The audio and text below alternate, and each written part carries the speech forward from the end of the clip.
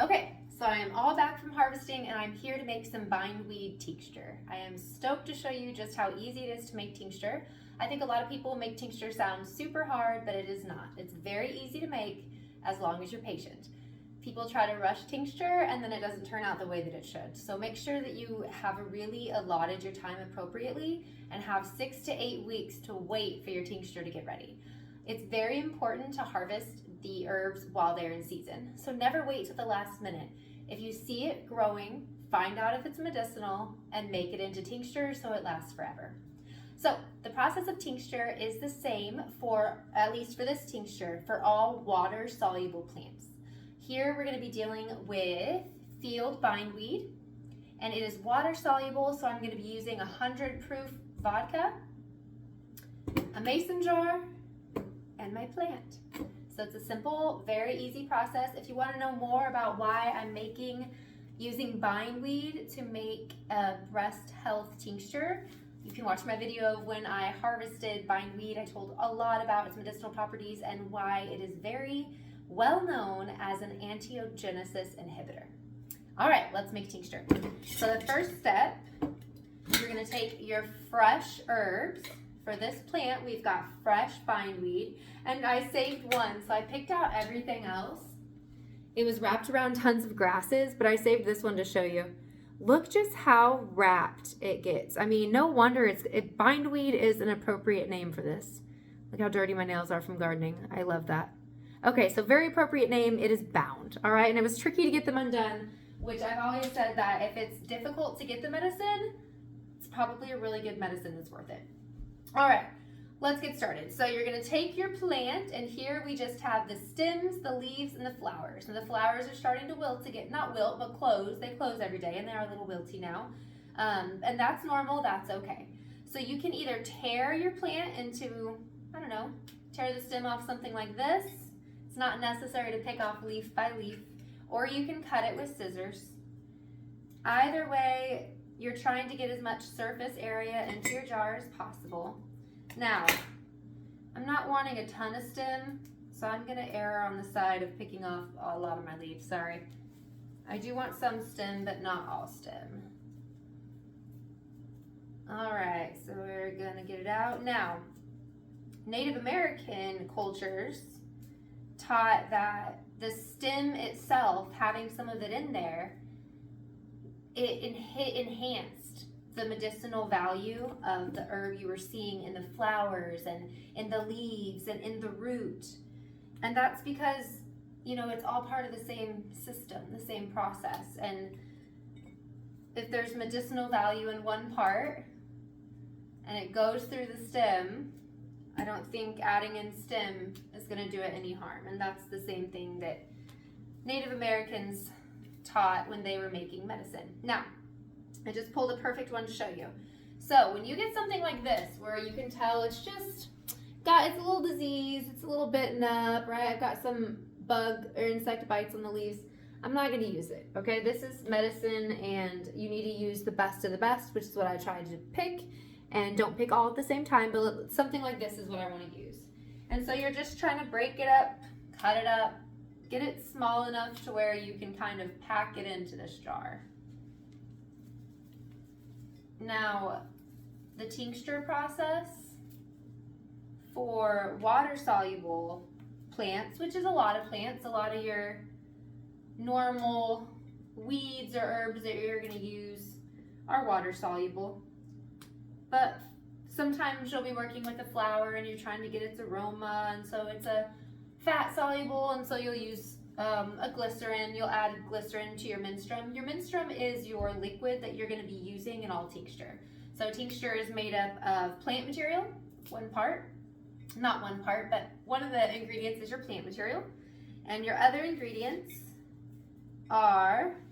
is your menstruum. And your menstruum is, like I said, the liquid. For us, we're going to be using alcohol, 100 proof vodka. You could use 100 proof whiskey. You could use brandy. Anything 100 proof, no flavors added to it. Don't use anything that gets added flavors. Just plain old alcohol. And if it's fat soluble, you'd add a little bit of glycerin. I talked about that in another video. but there's no need. Some people really break up their plant so much to where you can't even recognize what you're working with anymore. They're just smashing it and just, I mean, it's a lot. You don't have to do that. You can do that if that's like a poultice. If you're making a poultice, that's when you really want to break your plant up. Look at that, I found a random piece of grass in there. But you don't have to do that here. The goal is to just get a lot of it in. Now, I didn't gather any of the root. So gathering the aerial parts were enough in and of itself.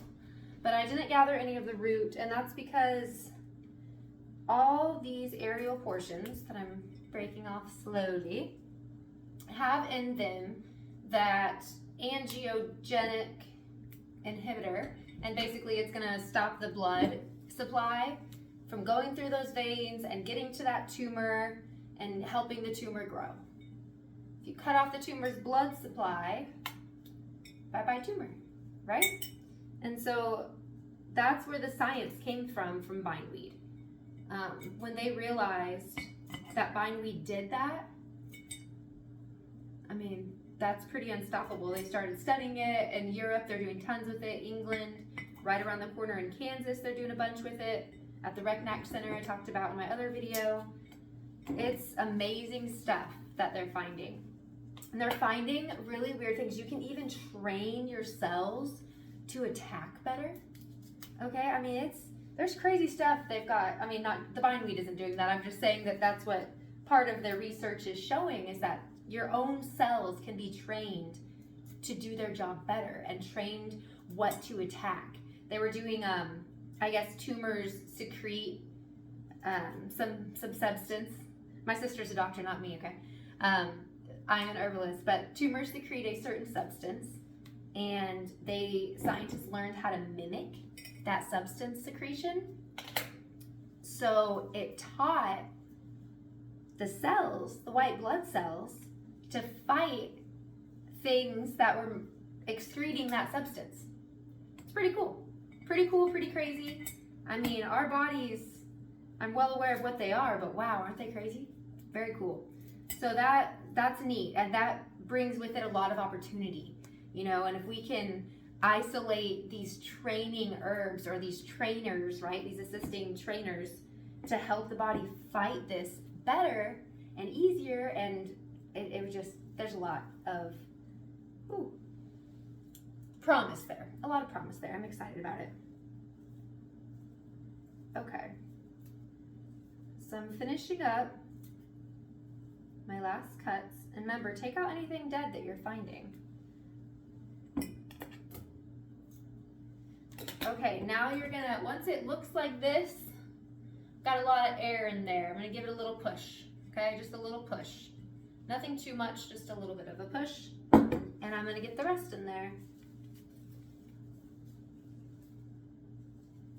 So I know the flowers are closed right now, but what made me know that it was time to harvest these guys was when the flowers were in full bloom.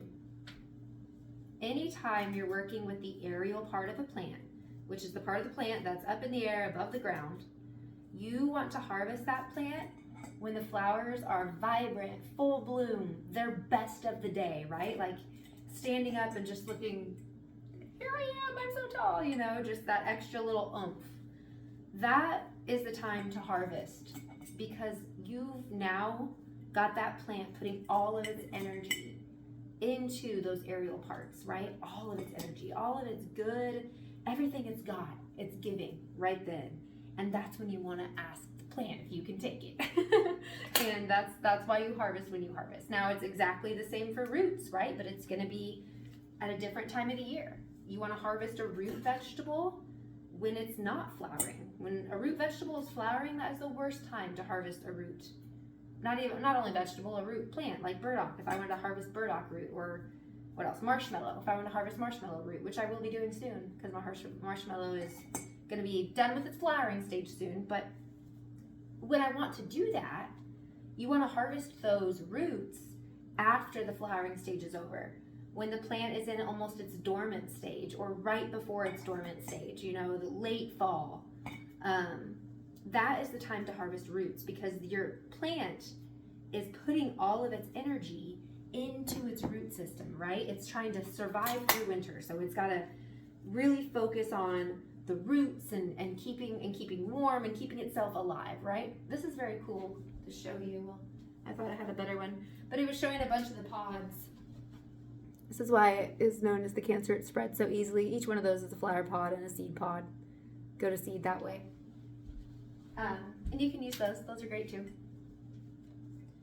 But that is how you know when to harvest. So like something like dandelion, for instance, even though the root has medicinal value, and same thing with bindweed here. This one flowers nice and open. But even though you can harvest, you know, the flower, the leaves, the stem, and the roots, it wouldn't make sense to do it all at once, right? Because if you're harvesting that entire plant and you're getting the roots and everything, the energy is only one portion of that plant is getting all that energy you want, right? Either the aerial if it's flowering or the non-aerial if it's not flowering. And so you want to harvest those plants at different times. If you're going for the root of a dandelion, well then harvest it in the fall. Or super early spring. But you shouldn't be harvesting dandelion root right now when the dandelions are all in bloom, because that's not the time that you want root. The root is not going to be where the energy is, and it's the energy, there's that one I was going to show you. It's the energy inside the plant that's able to work with your body and do what it does, because that's what we are. We are natural beings who are able to work with our natural surrounding. So check this out. Look at all those. Holy mackerel, right? Like that is a ton. No wonder it just spreads so easily. And that's just one little part. I didn't even know I gathered it. I didn't try to gather, you know, seeds, but wow, crazy. Okay, well they're not seeds yet, right? But they will be. Okay, so let's finish this off. My jar is looking great, almost to the top. Just have a little bit more to go. You want the blooms, you want the flowers, you want all those aerial parts. They're all fantastic.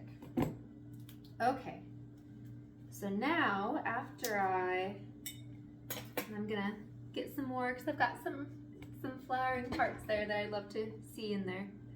Oh, it's just such a beautiful plant. It's such a beautiful plant. I love it. Always loved morning glories. Okay, so here I am. I feel morning gloried up, right? Field bindweed up. Okay, then you're gonna pour vodka over the top. That's it. No other step. Oh my gosh, I don't know if we can. Okay. Pours a lot better without the top on.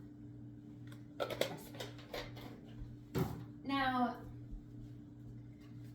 some people use very strong alcohol, like an Everclear or something like that.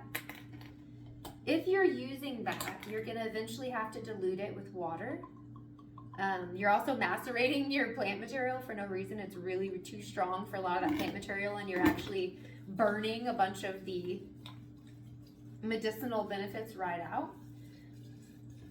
But some do it so they don't have to steep it as long. I err on the side of a longer steep for a safer product. And I don't even know if theirs is all that much stronger, or at least the strong that's good for you. But this is the way I like to do it. So after you filled it all the way to the top, now your herb doesn't have to be the top, and it shouldn't, but your alcohol should, okay? We're all the way up to the top, because we don't want anything to mold. And after you add the alcohol, it won't mold as long as everything's covered, okay? So I'm gonna put the lid on and give it my first shake. So this is just my first shake. Don't know which way I like better. I'm kind of a shaker of all sorts, but you're gonna give it its first shake. Then you're gonna take the lid off and check something out really quickly. Okay, so I've got my first shake. Shake it off, release the air, and top it off. Oops, I've already got my lid on.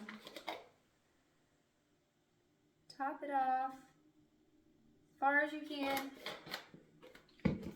Put the lid back on.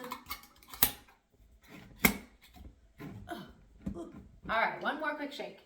Now, after you've shaken it, you're gonna store it away. And this is the hardest part of the whole process, because your tincture is now tinked, right? I mean, you're there. It's in steeping time now, but the hardest part of the whole process is to just let it sit there for 6 to 8 weeks. You can shake it in between every day. You don't have to. I recommend it, especially when you're working with a bunch of herbs combined into one tincture where there's different viscosities of things and you've got different surface matters going on, some roots, some aerial parts. Okay, shake it every day. But this, you'd be okay if you didn't. I still do. So, this is what it looks like when your tincture is all the way done. I'm gonna pop a fancy label on it. By that, I mean some sort of sticky thing that'll last forever, maybe even a piece of tape, because I do it all differently. I don't have labels that are printed out or anything. And I'm gonna put the name of my plant material that I used here. So I'm using my field bindweed, the day that I harvested it, the day that I tinctured it, the day my tincture ends, and I always like to put uses on there. So I would say that this one is specifically my breast health tincture, and I would put that on there just for ease of use for myself. But other than that, it's that easy. Tincturing is so simple. So the end of the tincture process involves a strainer and a press. If you don't have a press, it's easy to do it without one. So you will get a strainer, get another mason jar, pour your tincture into your strainer, and then you're just gonna I grab my hands that are clean and I push it down. You can grab a tool, and then I also have a press you can use instead. It's the liquid that is gonna be the part that you are taking.